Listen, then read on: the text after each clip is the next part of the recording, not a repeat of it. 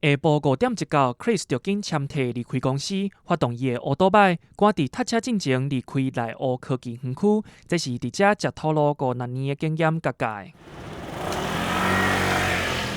我自己的话，上班就会尽量是抓最早的时间，然后可以早一点来，然后赶快把事情弄完，之后下班可以早一点離開。因為5點半後其實下班時間都很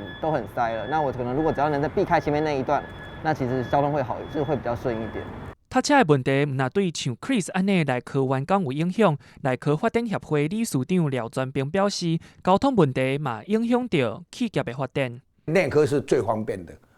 有科技業又大家年輕人最喜歡的，但是因為交通問題，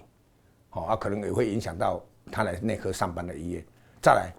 像我們有時候也會影響到我們的生意來內湖會塞車麻煩，我們就到別的地方去買，這個都會影響到很多層面。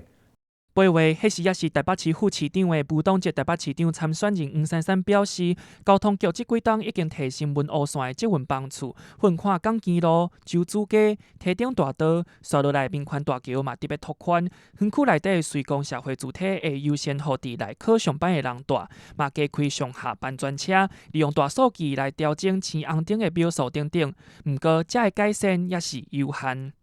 我相信無你今仔日你來5點你來看到，我們4點半嘛免到5點啦。一般台北市的道路不會有4點多就塞的啦。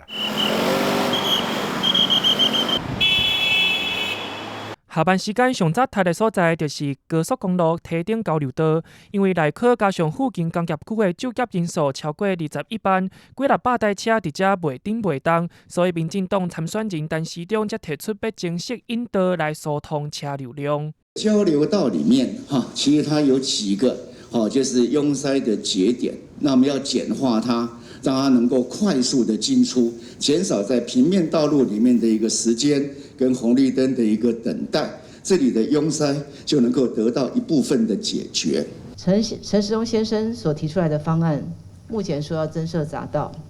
那我因為在內湖比較久，我懷疑可能他並沒有到現場去看過。問題不是增設匝道的問題，而是高速公路源頭就堵塞了。源頭不解決，設再多的匝道也沒有用。參選人之間的公項運輸專家羅浩賢認為，在台北這種規模的都市，起路已經無效啊。咱即擺佇咧都市內底要起路，無予你起啊，你無可能去造路，無可能。佇咧都市內底已經無可能啊，非常難啊，所以。我們不太可能透過蓋路來解決交通問題，這大概是專業的共識。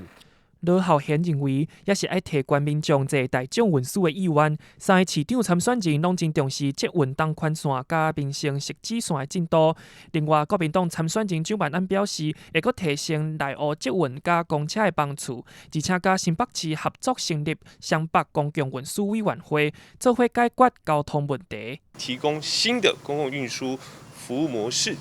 包括多元票價，包括我們上網預約座位班次的公車，就是希望能夠整體提升我們公共運輸系統效益極大化。